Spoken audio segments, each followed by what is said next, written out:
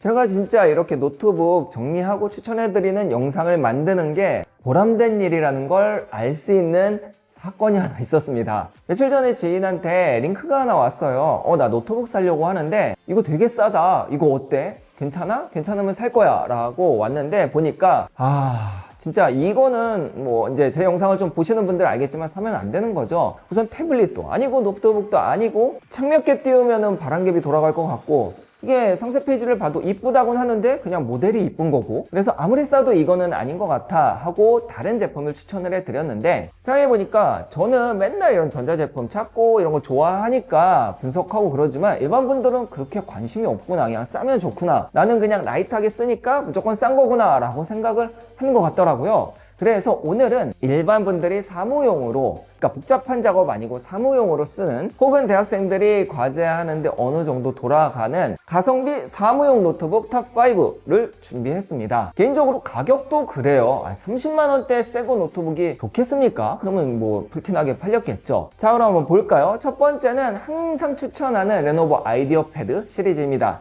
2024년 아이디어 패드 슬림 3 15인치이죠. 라이젠 5이고 7000 시리즈입니다. 보시면 256에 16기가 그리고 도스는 없죠. 이 정도의 가격은 56만원 정도입니다. 사실 50만원 정도는 돼야 제품이 좀 쓸만하고, 그리고 가끔 할인할 때 보면은 한 49만원도 찍히는데 필요할 때 사는 게 전자 제품은 가장 좋다고 봐요. 조금 세부 내역을 보면 7430U 저전력 프로세서이고요. 내장 그래픽, 그리고 이제 PD 충전이 가능하니까, 이제 가벼우니까 PD 충전까지 가능하다는 거 요거 꼭 아셔야 되고요. 디자인은 이렇게 생겼습니다.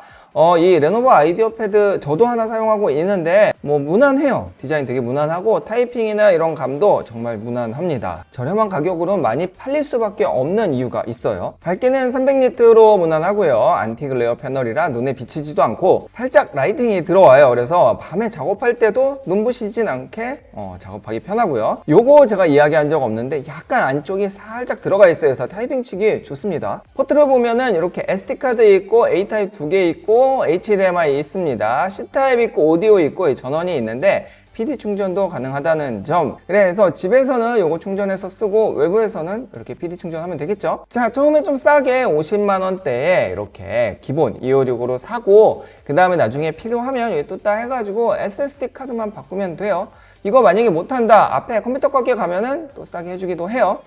참고로 램은 업그레이드가 안 됩니다. 온보드예요. 그리고 무게는 1.7kg 정도입니다. 뭐 요 정도면 들고 다닐만 하죠. 15인치니까. 그래서 요 정도 하고요. 만약에 난 조금 더 좋은 걸 쓰고 싶다라고 하면 역시 가성비 아이디어 패드 슬림 5입니다. 얘도 똑같이 15인치이고요. 얘는 라이젠 7 7000 시리즈예요. 거의 비슷해요. 디자인 조금 다르기는 하거든요. 이쪽이 이렇게 얇아지는 게 아니고 그냥 뭉툭하긴 한데 뭐 거의 비슷하고, 아마 스피커가 좀 좋아졌나 그랬던 걸로 제가 기억을 합니다. 자, 용량은 512 16입니다. 윈도우 없고요. 512로 올라가서 조금 유리한 건 있는데 뭐 사실 이거는 바꾸는 게 나중에 그렇게 어렵진 않으니까. 무게 조금 가벼워졌네요. 1.57. 그리고 라이젠 7 7735HS급이에요. 그러니까 이제 저전력도 아니기 때문에 성능이 확 올라갑니다. 물론 이제 그래픽은 어쩔 수 없고요. 그 외에는 거의 동일하다고 봐야 돼요. 오늘 이야기할 거 많으니까 얘는 여기까지 하고, 다음은 에이서 제품입니다. 에이서는 아직 우리나라에서 유명하진 않은데 사실 레노버만큼 가성비 좋기로 유명해요. 물론 이제 디자인이 조금 아쉽기는 한데 한번 보죠. 자, 2025년 아스파이어고 14 코어 울트라 5입니다. 사실 가격이 너무 좋죠. 512에 16에 윈도우까지 포함인데 68만원 정도면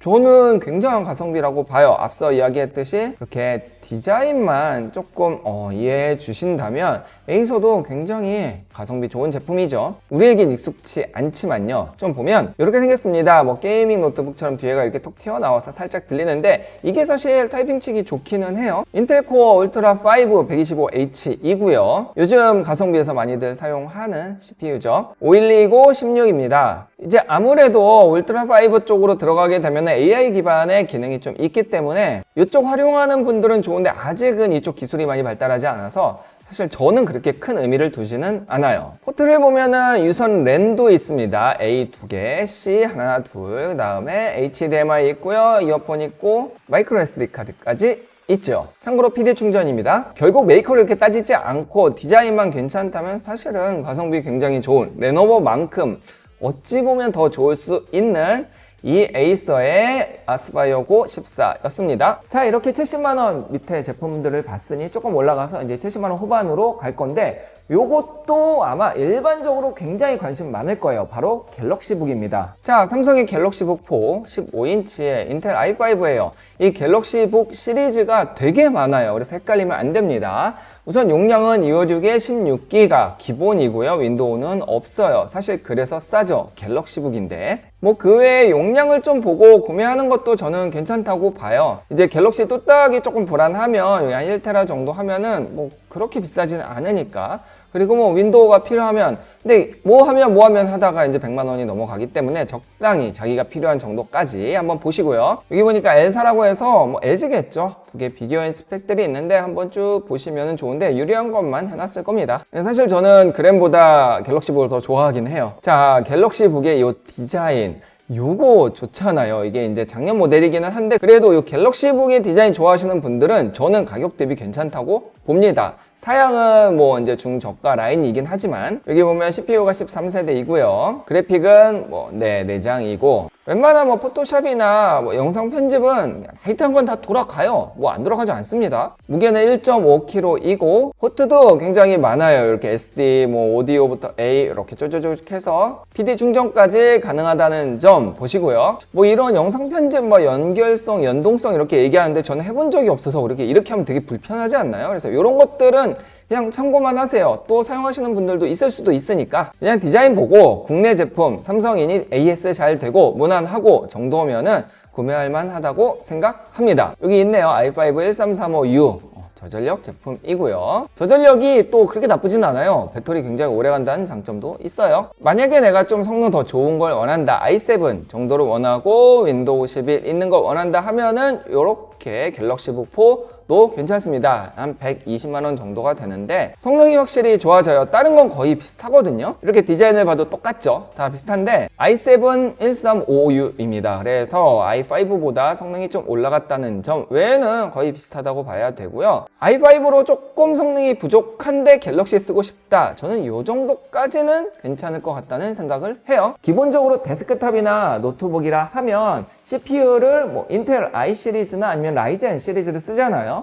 그런데 모바일용 칩셋으로는 스냅드래곤이 또 굉장히 많이 사용이 된다는 거예요. 물론 얘는 장단점이 분명히 있습니다. 저전력이고 야외에서 쓰기 굉장히 좋은데 성능 부분에서 이제 윈도우 호환성이라든지 이런 게 조금 업데이트가 밀릴 수밖에 없어요. 그래서 얇고 뭐 성능 괜찮은 거 찾아보니 갤럭시북 4 엣지가 있었고요. 자, 요 엣지 제품 한때 되게 이슈가 됐었는데 스냅드래곤 10 엘리트입니다. 자, 가격은 한 150만원 정도 하는데요. 성능으로 보면은 꽤 괜찮다는 평도 많았고 작년에 나왔을 때 나쁘지 않았죠. 우선 노트북에 스냅드래곤 들어갔다는 것부터가 되게 큰 시도였던 걸로 제가 기억을 하고 뭐 터치스크린도 되고 당연히 윈도우가 뭐 호환이나 뭐 게임 이런 것들을 떠나서 윈도우가 돼야지 컴퓨터니까 윈도우는 당연히 되고요. 이렇게 코어나 스레드 뭐 부스트 이런 것들은 좋아요. 좋습니다. 사실 이제 여기에서 막 스펙을 봐야 돼요. 뭐 84랑 80이랑 요 차이가 얼만큼 올라갔나 보는 거는 뭐 물론 좋기는 한데 이게 또 시네벤치가 돌려서 측정하는 거라서 아니다. 여기서 여기까지 하고요. 여튼 디자인이 얇고 다 좋은데 이제 앞서 이야기했던 것처럼 호환성 문제가 좀 있기는 합니다. 하다 보면 좀 짜증나는 부분들이 있어요. 물론 MS나 뭐 한글 그 다음에 그 라이트와 뭐 문서 작업할 때는 문제가 없기는 한데 우리가 그런 것만 할 거는 아니니까 참 스펙이라 이런 거 좋은데 말이죠. 또 이슈가 많이 되는 제품이 에이서스 젠북 A14 제품도 지금 900g으로 굉장히 가벼워서 이슈가 많이 되고 있죠. 자, 899g입니다. 정말 가볍죠. 512에 16이고 윈도우까지 있고 가격은 한 120만원 정도가 됩니다.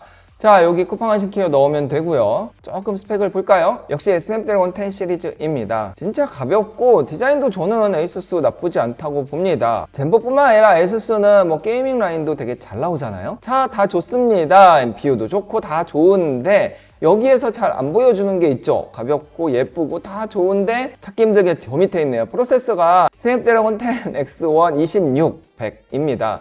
이게 되게 하급 라인이에요. 플러스 라인인가? 플러스 라인보다 더 낮은 그런 급이라서 아까 이야기한 갤럭시북보다 성능이 좀 낮습니다. 그래서 가벼운 거 좋고 다 좋은데 성능이 좀 저는 아쉬워서 아까 베이직북 처음에 얘기한 거랑 뭐가 다른가? 다르죠. 이게 훨씬 좋기는 한데 약간 그런 느낌이 나서 저는 그렇게 추천을 드리고 싶지는 않습니다. 그래도 가벼운 거 예쁜 거 쓰고 싶다 하면, 그리고 포트나 이런 것들도 괜찮다면 뭐 쓸만은 하죠. 괜찮습니다. 그래도 성능 대비는 저는 그렇게 추천 안 드리는 게, 가격도 이게 할인하면은 뭐 100만 원 미만으로 내려오기도 하거든요. 그때는 뭐 좀 괜찮을 수 있어요. 하지만 비쌀 때는 저는 아닌 것 같아요. 물론 필요한 이에게는 괜찮은 가격일 겁니다. 그런데 생각해 보면 이렇게 스냅드래곤 10 엘리트가 들어가거나 뭐 아니면 플러스 뭐 사양이 좋지는 않지만 가벼운 걸 쓸 거면 저는 차라리 맥북 에어 M2를 추천드립니다. 다른 거는 윈도우가 되기는 하지만 호환성이 그렇게 높지는 않고, 어차피 가볍고 얇고 예쁜 거 사신다면 맥북 에어 M2가 지금 99만 원이에요. 자, 제 주종목이죠. 맥북 에어 M2입니다. 13인치이고요. 뭐 16에 256 얘네들은 당연히 OS 다 깔려 있죠. 미드나이트, 스트라이트 다 괜찮은데 성능이 지금 M4까지 나왔는데 M2가 괜찮냐라고 할 수 있지만, 이 M2가 아까 앞서 이야기한 갤북4보다 성능이 더 좋아요. 벤치마크도 훨씬 잘 나오고, 그렇기 때문에 M4로 완전 하드한 작업을 하지 않는 이상, 저도 지금 M2 하나 있는데 이걸로 영상 편집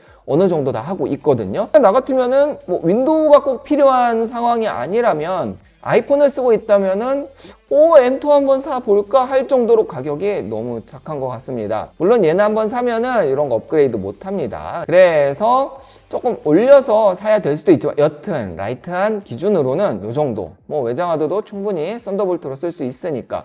다 떠나서 무게, 두께, 디자인, 에어 쫓아올 만한 게 있을까 싶어요. 애플 생태계에 빠지면 못 나오는 거 아시죠? 그래서 ARM 기반의 노트북은 차라리 맥북 에어를 가라고 말씀드리고, 마지막으로는 HP MBX360입니다. 자, 얘는 좀 특이하죠. 우선 라이젠 5 가장 최신 시리즈이고요. 가격은 109만 원 정도입니다. 512에 16 윈도우 있습니다. 쓰기 참 편하고 좋은 게 이제 360이에요. 그 이야기는 뒤집어져서 태블릿처럼도 쓸 수 있고 뭐 그렇다는 거죠. 사실 이렇게 뒤집어지는 360 중에서는 HP가 가성비가 가장 좋다고 생각은 해요. 뭐 앞으로 어떤 게 나올지 모르지만 지금으로서는 가장 좋습니다. 그래서 노트북처럼도 쓰고 뒤집어서 태블릿처럼도 쓰고, 성능도 일반 태블릿 CPU가 아니고 라이젠 8000 시리즈, 물론 라이젠 5이지만요.